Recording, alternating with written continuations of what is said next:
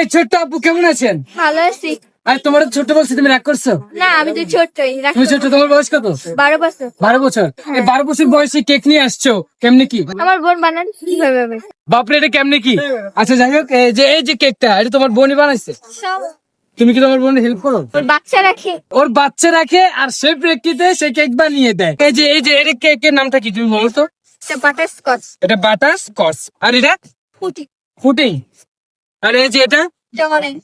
Orange. আর এই যে এটা, রেড ভেলভেট। এই যে 4 কালারের কটা নিয়ে আসছে? 3টে কেক নিয়ে আসছি, এক পুডিং নিয়ে। 3টা কেক নিয়ে আসছে আর একটা পুডিং। কেমন যাচ্ছে কিনে তোমার? বসছি ভালোই।